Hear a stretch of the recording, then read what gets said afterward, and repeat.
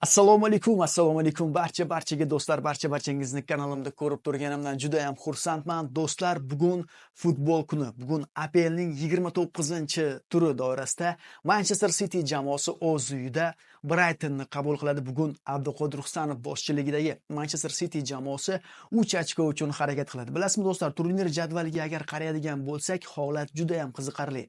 Manchester City ayni paytda 5-o'rinda ketyapti va ularda 47 ochko bor. Brightonda esa 46 ochko bor va ular 7-o'rinda ketishyapti. Agar bugun Manchester City g'alaba qozonib 3 ochkoni qo'lga kiritadigan bo'lsa, ular 50 ochko egaga bo'lishadi va 4-o'ringa ko'tarilib olishadi. Aks holda agar ular Brightonga yutqazib qo'yadigan bo'lsa, Brighton Manchester Cityning o'rnini egallab olishi mumkin. Juda ham qiziqarli va tortishuvlarga boy bo'lgan bahs bo'ladi. Nasib qilsa Abduqodir Husanov bugun 99% holatlarda asosiy tarkibda tushadi degan umiddamiz. Siz nima deb o'ylaysiz do'stlar? Bugun Abduqodir Husanov asosiy tarkibda maydonga tushadimi, yo'qmi? Bu haqida albatta kommentariyalarda yozib qoldiring. Ana endi esa kunning muhim savollariga javob beramiz.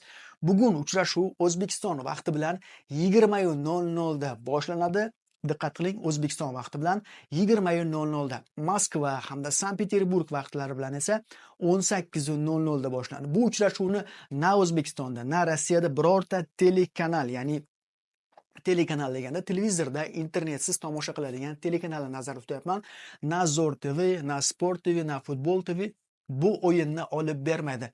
Kutib ovora bo'lmang akalar. Televizorda berayotgan reklamalar ular Angliya Kubogi musobaqasi. Bu esa APL, yangi Angliyaning chempionati haqidagi o'yin bugun. Shunday ekan, bugun uchrashuvni siz faqatgina internet orqali tomosha qilishingiz mumkin. Eng oson yo'li esa Futbol vaqtining Telegram kanali. Biz mana shu Telegram kanalimiz manzilini kommentariyalarda yozib qoldiramiz. Jonli efir manzili degan yozuvni pastida ko'k yozuv bo'ladi. Ko'k yozuvni ustiga bosib, kanalimizga obuna bo'lasiz va bugungi uchrashuvni biz nasib qilsa sizlarga Telegram kanalimiz orqali jonli efirda namoyish qilamiz. Do'stlar, bitta savol berib o'taman sizlarga. Bugungi uchrashuvdan qanday natija kutyapsiz? Bu haqida yozib qoldiring.